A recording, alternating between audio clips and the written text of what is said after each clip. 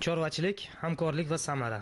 Darhaqiqat, Finlandiya, Latviya va Estoniya davlatlaridan chorvachilik sohasi vakillarining Buxoroga tashrifi ikki tomon uchun ham manfaatli. Tarmoqdagi yangi loyihalarni amalga oshirish yo'lidagi muhim qadam. Bizga taqdim etgan ma'lumotlardan kelib chiqib, aytish joizki, so'nggi 5 yilda Finlandiya, Latviya va Estoniya davlatlaridan Buxoro viloyatiga 6000 boshdan ortiq zotli, mahsuldorligi yuqori qoramollar keltirilib, sut va go'sht yetishtirishda salmoqli natijalarga erishildi. Chorvachilik har tomonlama taraqqiy etgan ushbu davlatlardan viloyatga tashrif buyurgan sohaning yetuk mutaxassis va olimlari mashhur fermerlardan iborat delegatsiyaning dastlabki manzili Qorovulbozor tumanida joylashgan Buxoro agroklaster korxonasiga qarashli yirik va zamonaviy chorvachilik kompleksi bo'ldi. Bu yerda mehmonlar veterinariya va chorvachilik sohalaridagi yangicha yondashuvlar, zamonaviy ish andozalari bilan yaqindan tanishib, o'zaro tajriba almashdilar. Bundan tashqari manfaatli muloqotlar jarayonida hamkorlikning yangi bosqichlari borasida fikr-mulohazalar o'rtaga tashlandi. Bugun chorvachilik xo'jaligimizga xorijiy davlatlardan, ya'ni Latviya, Estoniya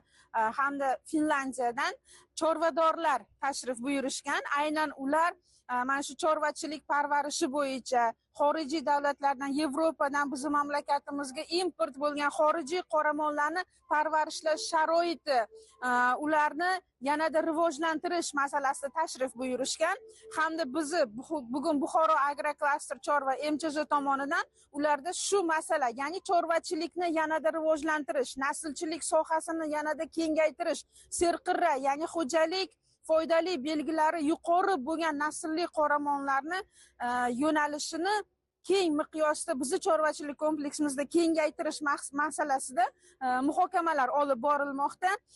Mana bu chorvachilik sohasida ilmiy yondashuv, xorijiy tajribani o'rganish bu doim eng dolzarb hamda muhim masala hisoblanadi. Shu munosabat bilan biz mana shu 3 ta davlat bilan bizni mutaxassislar borib, ulardan malaka oshirishda, ulardan o'sha naslchilik seleksiya yo'nalishida mahsuldorligi yuqori bo'lgan yangi zotlarni bizni chorvachilik kompleksiga kelishtirishda bir rejali chora-tadbirli kelishuvlar amalga oshirilmoqda. Men ikkinchi marta O'zbekistonda bo'lyapman. Maqsadimiz bir-birimizdan o'rganish, yangiliklardan xabardor bo'lishdan iborat. Albatta, o'zbekistonlik fermerlar ham Latviyada bo'lib bizni ish tajribalarimiz bilan tanishgan. Ularning barchasi soha istiqboliga xizmat qiladi deb o'ylayman. Mana bu yirik kompleksdagi ishlar esa menda juda katta taassurot qoldirdi. Biz kelajakka qaraydigan bo'lsak, chorvachilik kompleksimizda bugungi kunda 4000 boshga yaqin naslli qoramol parvarishlanmoqda. Shundan 1000 bosh sog'im sigirlar, qariyb 30 tonnaga yaqin biz sut sog'ib olmoqdamiz. Kelajakdagi rejamiz yana xuddi shunday keng ko'lamli chorvachilik kompleksini tashkil etib, naslli qoramollar bosh sonini 10 000 boshga yetkazish. Sog'im sigirlar shundan 2500 boshni tashkil etish kerak. Shunda kuniga 75 tonnaga yaqin sut ishlab chiqariladi hamda go'sht yo'nalishida bo'rdoqchilik yo'nalishi ham yo'lga qo'yiladi. Bundan albatta bizga bugungi tashrif buyurgan xorijiy mutaxassislarimiz yordami tegadi. Biz ular bilan hamkorlikda mana shu kelajak ishlarini davom ettiramiz. Ma'lumki, Buxoro qorako'li butun dunyoga mashhur. Azal-azaldan Buxoro yaylovlarida jahonda o'z o'rnini topgan qorako'l terilari yetishtirilgan. Shu kuni mehmonlar Buxoro qorako'l uyushmasiga qarashli Qorovulbozor tumanidagi qorako'lchilikka ixtisoslashgan mas'uliyat cheklangan jamiyatda ham bo'lib, yaylovlar va qo'y-echkilarning parvarishi jarayonlarini kuzatishdi. Men o'zim qo'ychilik sohasi mutaxassisi bo'lmasam-da, bu yerdagi keng imkoniyatlarni ko'rib g'oyat xursand bo'ldim. Bizni Finlandiyada ham xuddi shu boradagi ishlar muvaffaqiyatli davom etyapti. Lekin mana bu Buxoroning cho'llarida o'sayotgan giyohlar nafaqat qo'ylar uchun oziqa, balki ularning sog'ligi uchun ham muhim ekanligini shu yerda his qildim.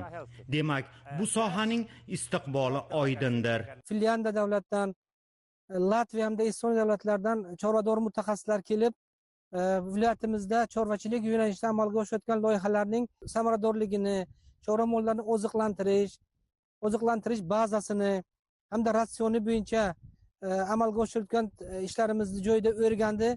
Yevropalik hamkasblar bilan o'sha chorvachilikda oziqa bazasini mustahkamlash, oziqa ekin yerlardan samaralarini foydalanish, mana foydalanishdan chiqqan yerlarimiz, yaylov yerlarimizni o'zlashtirish hisobidan zamonaviy innovatsion tomchilatib hamda yomg'irlatib texnologiyalarni joriy qilish, yirik chorvachilik komplekslarda aholi uchun talab etiladigan biogaz mahsulotini ishlab chiqarish tajribalarini biz bugun almashib oldik, o'zaro fikr almashdik va kelgusi yilda viloyatimizning chorvadorlarini biz Yevropa mamlakatlarida, ayniqsa Finlandiya, Latviya mamlakatlariga yuborib, ularning o'sha zamonaviy texnologiyalarning chorvachilikka joriy etilish jarayonlari bilan tanishib, o'zimizga tatbiq qilish bo'yicha dasturlar ishlab chiqdik. Buxoro viloyat veterinariya va chorvachilikni rivojlantirish boshqarmasi tashabbusi bilan tashkil etilgan Finlandiya, Latviya va Estoniyadagi yetuk olim va mutaxassislarning viloyatga tashrifi doirasida Buxoro shahrida ushbu 3 ta davlatda chorvachilik taraqqiyoti, o'rni, mavqei, chorva mollarining bugungi parvarish qilinayotgan zotlari. Qolaversa, mamlakatimiz bilan bundan keyingi hamkorlikning yangi qirralari bo'yicha nazariy seminar trening tashkil etildi. Unda viloyatdagi chorvachilikka ixtisoslashgan yirik fermer xo'jaliklari rahbarlari va qorako'lchilik xo'jaliklaridan vakillar ishtirok etishdi. Dastlab Estoniya davlatida bu boradagi ulkan imkoniyatlar to'g'risida so'z yuritildi. Chorvachilik Estoniyada eng muhim yetakchi tarmoq bo'lib, mamlakatimizda sut va go'sht yetishtirishda so'nggi 30 yilda o'sish va rivojlanish ta'minlanishi bilan birga mahsulotlarni chetga eksport qilishda ham burilish yasaldi. Bizda chorvachilikka ixtisoslashgan fermerlarda o'rtacha 200 bosh qoramol parvarish qilinadi. Go'sht yetishtirishda bizda eng ko'p tarqalgan zot angus bo'lib hisoblanadi. Biz O'zbekiston bilan chorvachilikda o'zaro hamkorlik qilayotganimizdan nihoyatda mamnunmiz va bugungi uchrashuvimiz hamkorlikni yanada mustahkamlaydi deb o'ylayman. Taqdimot jarayonida Finlandiya, Estoniya va latviyalik olimlar o'zlaridagi ilg'or ish usullari, qo'lga kiritilayotgan muvaffaqiyat sirlari va zamonaviy yondashuvlar borasida birma-bir so'z yuritdilar. Bundan tashqari buxorolik fermerlarning qiziqtirgan savollariga javob qaytarishdi. Meni fermer xo'jaligimda 1500 bosh qoramol parvarish qilinadi. Har bir boshga 1 yilda to'g'ri kelinayotgan sut miqdori 11 ming kilogrammni tashkil etadi.